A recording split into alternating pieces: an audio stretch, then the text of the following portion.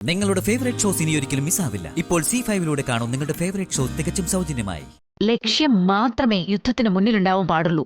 മാർഗം പ്രശ്നമല്ല. മോഹിനി വേഷം ധരിച്ച് സാക്ഷാൽ മഹാവിഷ്ണു അസുരന്മാരുടെ കയ്യിൽ നിന്നും പാലാഴി കടഞ്ഞെടുത്ത അമൃതകുംഭം തന്നെ കവർന്നില്ലേ? അതിനേക്കാൾ വലിയ ചതിയൊന്നും അല്ല ഇത്. നീ വാ. അമ്മേ, അത് ഇവിടെ എവിടെ യുദ്ധം? ഇതെനിക്ക് എന്റെ ജീവിതം മാത്രമാണ്. എന്നെ സംബന്ധിച്ച് ഇതൊരു യുദ്ധം തന്നെയാടാ. ചെയ്യാത്ത കുറ്റത്തിന് പോലീസ് അറസ്റ്റ് ചെയ്തതും ജയിലിൽ കിടന്നതും ഞാനാ. പുത്തേഴത്തെ വസുമതി കുഞ്ഞമ്മയാ. ശാരീരികമായ കഷ്ടനഷ്ടങ്ങൾ ഉണ്ടാക്കിയ മുറിവുകളൊക്കെ ഞാൻ മറക്കാം.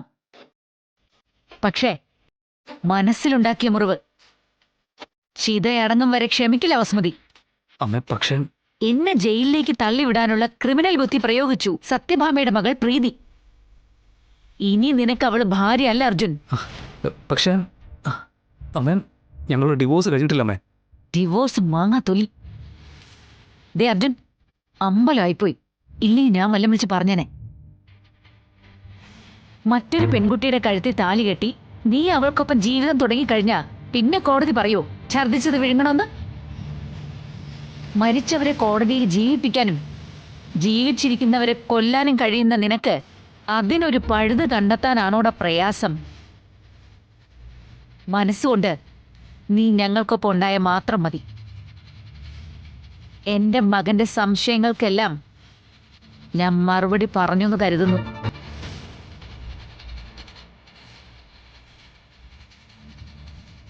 ആ പിന്നെ വിവാഹം നേരത്തെ നടത്തുന്നു എന്ന് കരുതി തോന്നിയ മുഹൂർത്തത്തിലൊന്നുമല്ല. ഈ മുഹൂർത്തം തന്നെയാ ജോത്സ്യരെ കണ്ട് കുറിപ്പിച്ചത്. 1-ാം തീയതിയിലേക്ക് കല്യാണക്കുറി അടിച്ചത് വെറും ഡമ്മി. അതുകൊണ്ട് നിന്റെ ഭാവി ജീവിതത്തിലേക്ക് ഒരു പ്രശ്നം ഉണ്ടാവില്ല. അല്ലെങ്കിലും സത്യഭാമയുടെ മകളേക്കാൾ വലിയ ദുരന്തമൊന്നും വരാനില്ലല്ലോ. അമ്മേൻ, ഇത് ചതിയല്ലേ അമ്മേ? അർജുൻ, നേരത്തെ പറഞ്ഞതുപോലെ ഒരു മകൻ എന്ന നിലയിലുള്ള നിന്റെ എല്ലാ സംശയങ്ങൾക്കും മറുപടി തന്നു കഴിഞ്ഞു. ഇനിയും നീ സംശയിക്കുകയാണെങ്കിൽ അത് ശത്രുപക്ഷത്തു നിന്നുള്ള ചോദ്യങ്ങൾ മാത്രമായിരിക്കും. പറഞ്ഞല്ലോ, എനിക്ക് മുന്നിൽ ലക്ഷ്യം മാത്രമേ ഉള്ളൂ.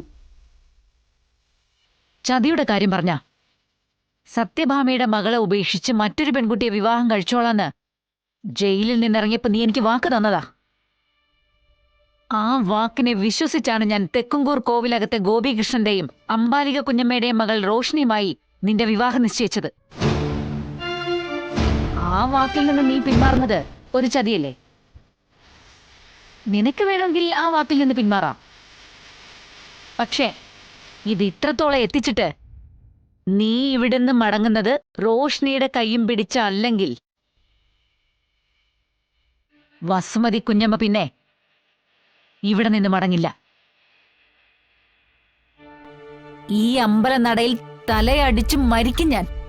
അമ്മേ, ഞാനൊന്ന് പറയുന്നത് കേക്കമ്മേ. മര്യാദയ്ക്ക് നടന്നോ. സത്യഭാമ മാത്രമല്ല, വസുമതിയും വാക്കിന് വില നൽകുന്നവളാ.